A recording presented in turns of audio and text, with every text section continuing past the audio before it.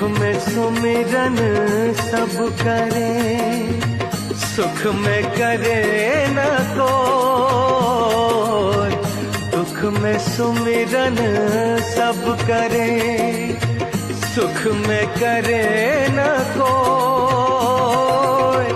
जो सुख में सुमिरन करे, तो दुख काहे होए कबीरा, तो दुख काहे होए।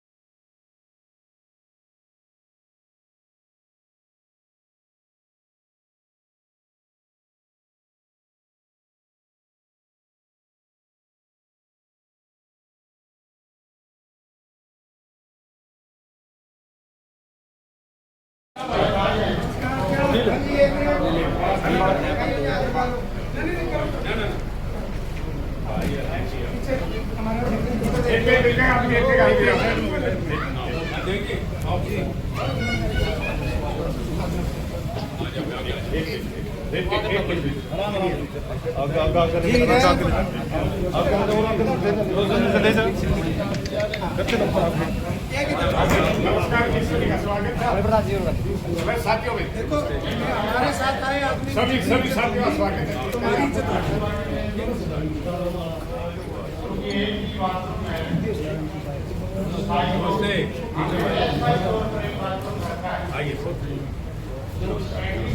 नमस्कार जी।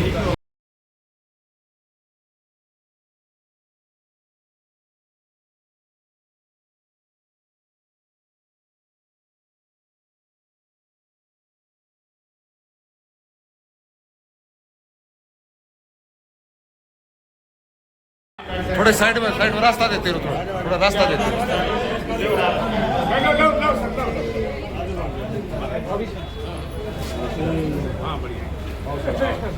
चलते रहो भाई, चलते रहो थोड़ा थोड़ा।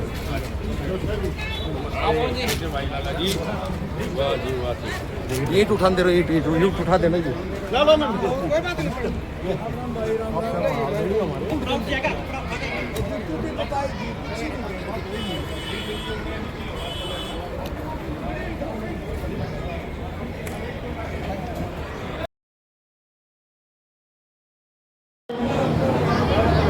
एमपी साहब सोनीपत ब्रह्मचारी साहब भी माननीय सांसद जी के साथ पहुंचे, उनका भी सम्मान अभिवादन है।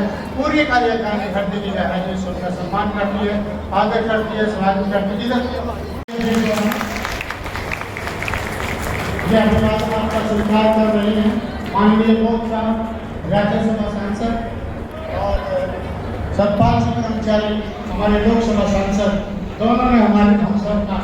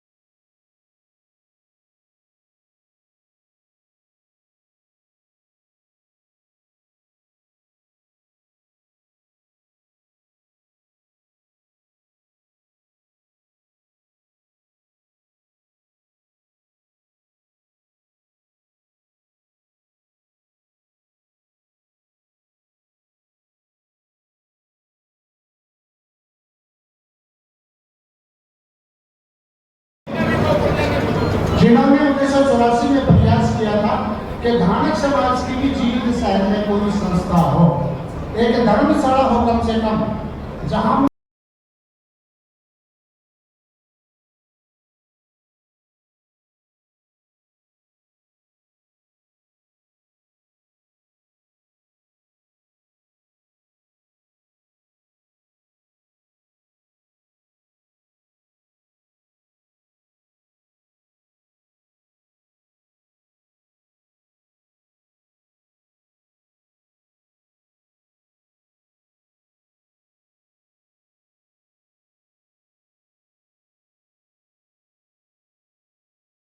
हमारा बौद्ध धर्म एक ऐसा धर्म है जिसमें सभी को सम्मान, मानव का मानव समझा जाता है। तो मैं एक बार फिर से माननीय बौद्ध साहब का और अतिथि का सम्मान करते स्वागत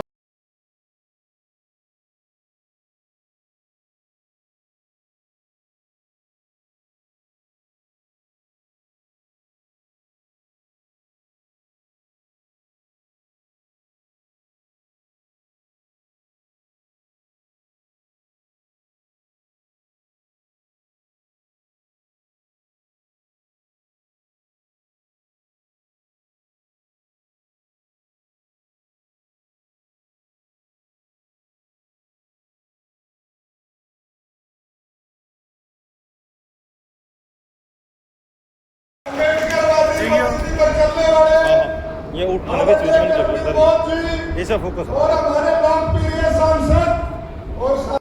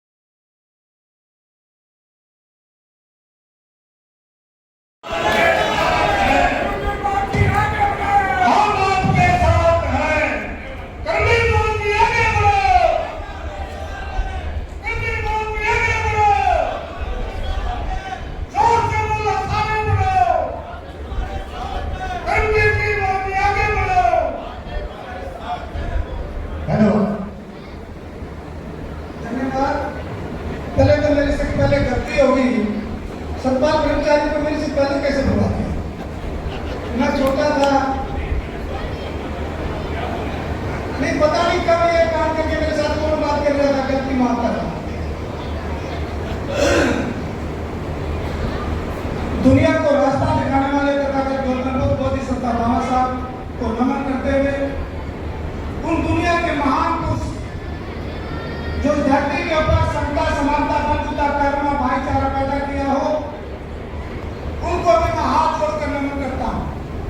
और आज उस महान संत जिसने इस दुनिया में आज से 550 साल पहले छुआछूत और भेदभाव और पाखंडवाद के विरुद्ध एक बहुत बड़ा बिगुल बजाया, संत शिरोमणि कबीरदास जी को मैं नमन करता हूं। और खासकर इस सभा के साथ जितने भी लोग साथी हैं उनको भी मैं साधुवाद करता हूं कि उन्होंने हमारे सभी महापुरुषों की फोटो लगाकर आपने बहुत अच्छा काम किया और एक अच्छा मैसेज दिया। और मैं इस संस्था को इसलिए भी बधाई देता हूं कि जैसे हमारे सतपाल ब्रह्मचारी ने कहा, यहाँ सभी जातियों के लोग, सभी धर्मों के लोग आए हुए हैं। इसमें बहुत बड़ी ताकत होती है। हमारे बीच में हमारे बहुत ही सम्मानित माननीय और जो बात इन्होंने स्टेज के ऊपर कही है कि मैं अपने आचरण में, मेरे खून में, मेरे व्यवहार में कोई जाति व्यवस्था नहीं है। सर एमपी साहब, मैं आपको बहुत बहुत साधुवाद देता हूँ, आपको बधाई देता हूँ कि आपका व्यवहार, आपका प्यार, मैंने 3-4 बार आपसे मेरी मुलाकात हुई है, आपका व्यवहार बहुत ही सराहनीय रहा है। और जो है मैं छोटा लेकिन अगर कोई गलती हो तो माफ करना। हमारे जिला के अध्यक्ष और बहुत ही क्रांतिकारी भाई, और जहाँ तक अगर इनमें कोई छोटी मोटी जात पात हो तो साथियों, आपका जवान, आपका शेर भाई आ गया, वो दूर कर देगा। मुझे लगी नहीं, लेकिन ऐसे भाई किसी बात की कमी है क्योंकि जिला के मालिक है और हमारे मेंबर पार्लियामेंट बहुत ही सुशील इंदौरा जी, कभी नाम सुनते थे बहुत पहले जब सचिवालय में आए थे कि सिरसा से सुशील इंदौरा जी जो ने यहाँ लोकसभा के सांसद आए। हमारे स्टेज पर बैठे हुए सभी मेरे साथ हमारे ऐसी संगठन के कार्यकारी अध्यक्ष भाई कृष्ण कुटेल जी, मेरे साथी कार्यकारी अध्यक्ष ऐसी संघ के भाई अनिल धानक जी, अपने साथी जिसके धर्मपाल सिंह जी जिसको मुझे यहाँ बुला कर लेते रहे, राजेश पहलवान जी, राजेश जी, रोशनलाल के जो प्रधान है, सभी जी जो सभा के प्रधान है, सभी रतनलाल मंडूले जी मेरे कम से कम 25-30 साल पहले साथी रहे हैं, जो सिरसा हिसार के अंदर जो कबीर संस्था है, कबीर सभा है, कबीर भवन है, उसमें मैंने बहुत बड़ा योगदान दिया है, बहुत बड़ा उसके अंदर योगदान दिया। और आज मुझे लगता है कि वहाँ अच्छी संस्था चल रही होगी, लेकिन इतना जरूर है कि उस संस्था के अंदर पहले होता था जैसे यहाँ है, अब मुझे लगता है शायद उसमें कुछ कमजोरी आई है, उसको दूर करने का कष्ट करें। रमेश शेट्टी जी, राजू जी, राकेश प्रधान, कमल चौहान जी, अशोक मलिक जी, जय भगवान गोयल जी, सत्यनारायण जी, सुदेश सिंह जी, भगवान सिंह और हमारे एचपीसी के जो मेंबर रहे हैं गोयल साहब, यह तमाम मेरे बुजुर्गों, नौजवानों, साथियों, प्यारे बच्चों, बहनों और स्टेज पर बैठे हुए सभी हमारे पार्टी के सभी कर्मठ कार्यकर्ता, मैं बात कह सकता हूँ कि आज मेरे बातों को पूरा हरियाणा देखने चाह रहा है। आज मैं कबीर जयंती पर जीत के अंदर क्या बोलने वाला हूँ, क्या विचार होगा, खासकर धार्मिक समाज की नजर मेरे ऊपर लगी हुई आज, एक बात मुझे अपनी तौर पे बोलना होगा। समाज के अंदर जिस प्रकार से फूट डालने का काम किया, समाज के अंदर आपस में लड़ने का जो काम किया, उस पर भी कर्मवीर को जाना ये सहन नहीं कर पा रहे कि कबीर सभा जीत ने कर्मवीर को एक चमार होते हुए क्यों बुलाया। मेरे पास भी फोन आए, इनके पास भी फोन आए थे। साथ ही मैं बताना चाहता हूँ मेरे मीडिया के साथियों से कि मैं किसी एक जाति का आदमी नहीं हूँ, मैं समता, समानता और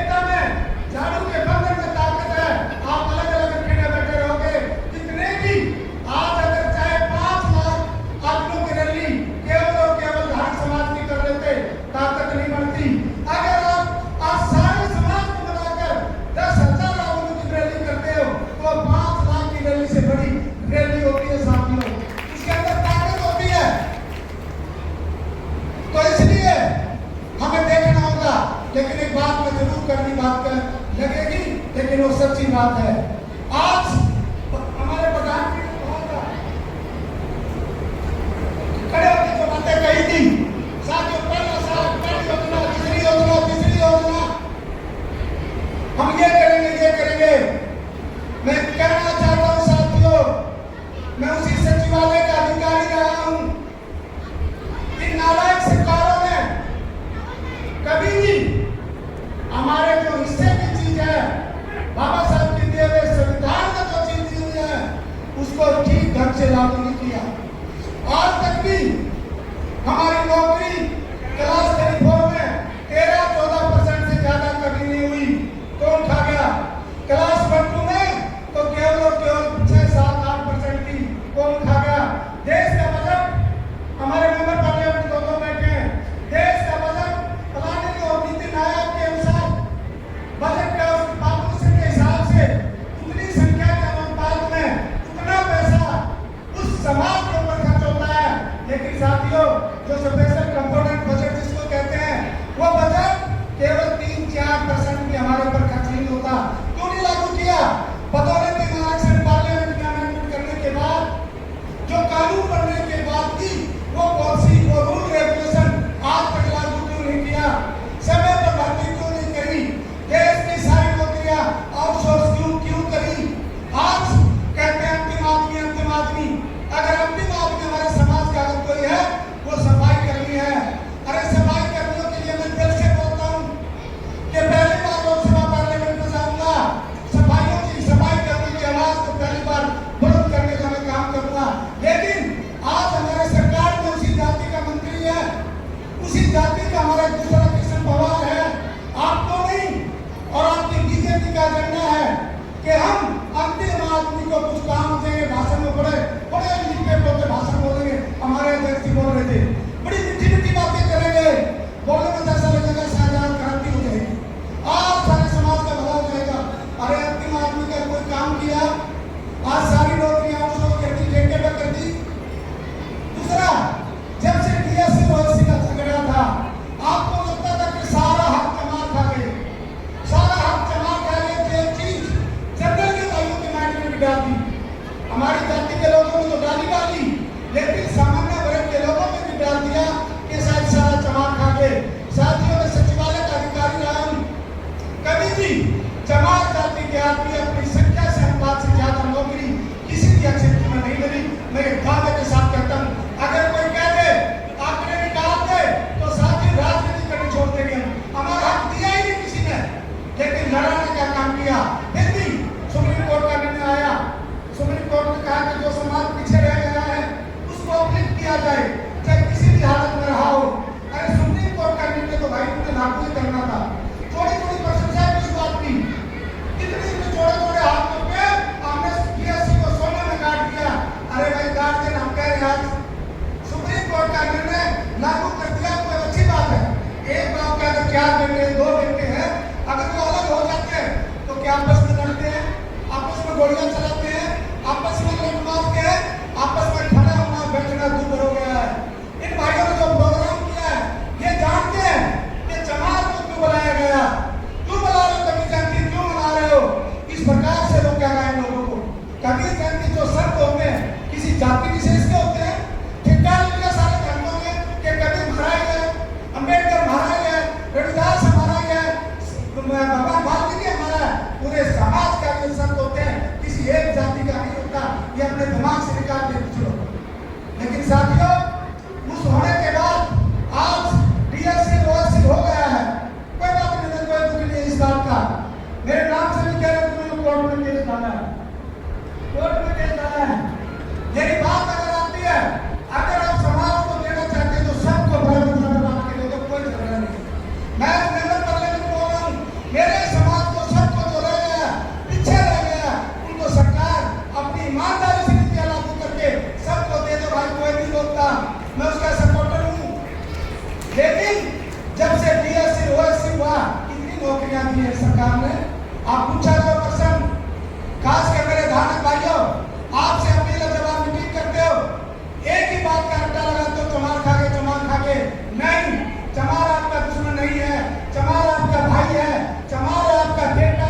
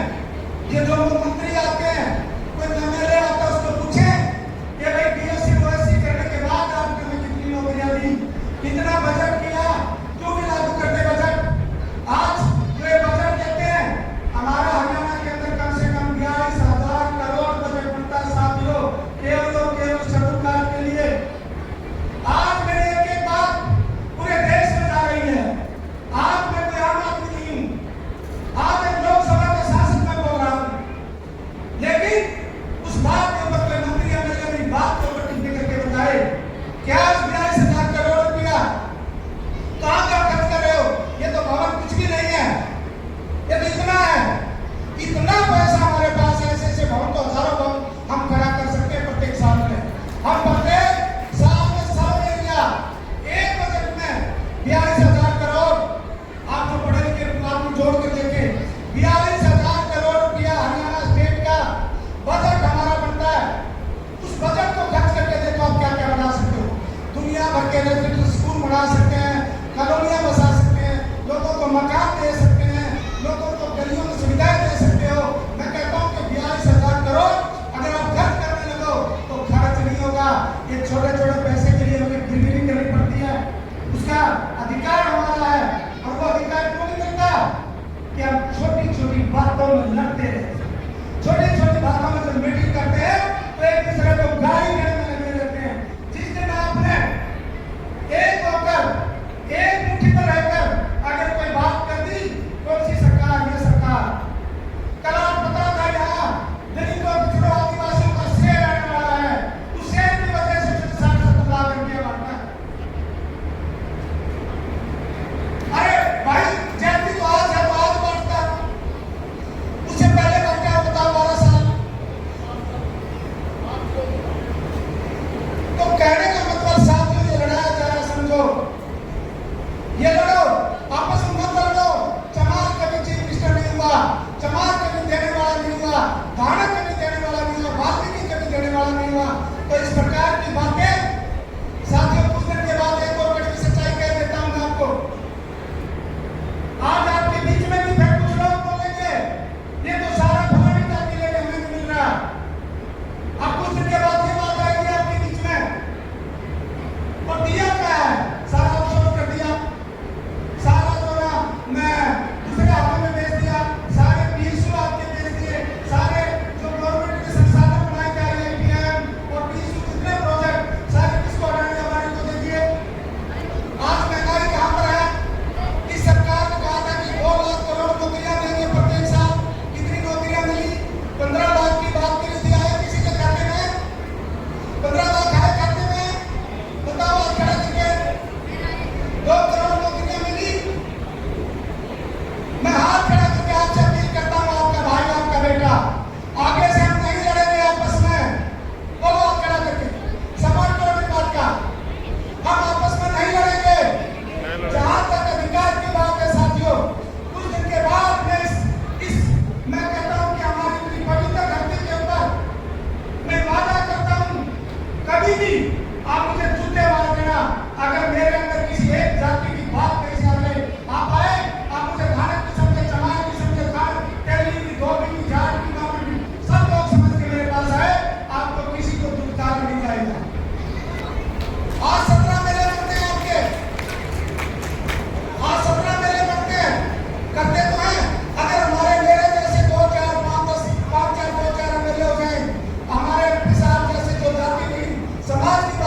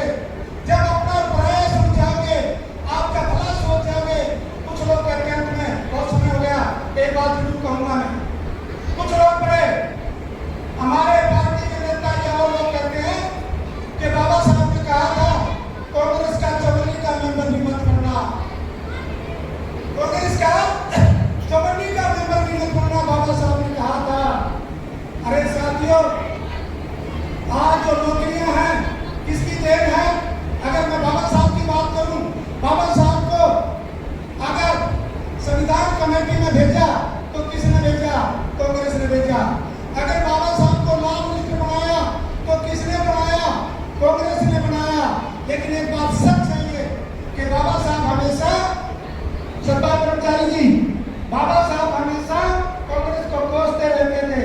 इस बात के लिए कोसते रहते थे, उनको तड़प थी, पढ़े लिखे थे, विद्वान थे कि जो हक हमें मिलना चाहिए तो वो नहीं मिल रहा। ये लड़ाई हमेशा रहती थी। ये लड़ाई मेरे सचिवालय में बैठकर सभी सरकारों में रही है।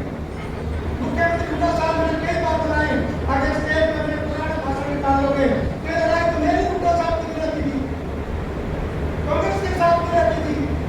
वो लड़ाई कांग्रेस के साथ रहती थी।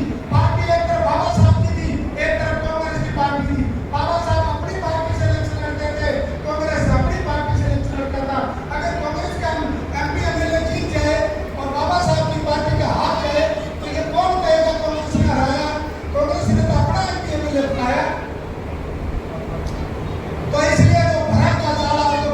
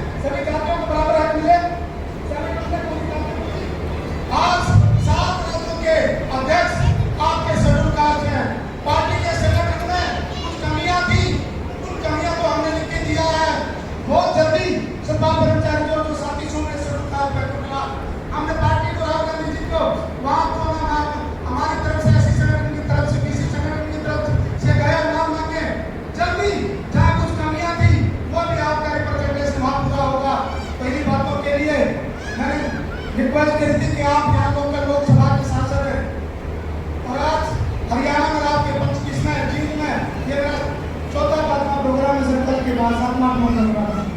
यहाँ तक तुम एक ही मांग रखते हैं, मेरे पास कम से कम 40-50 डिमांड होता है, जितना पैसा मिलता है उतना पैसा मुझे मिलता है।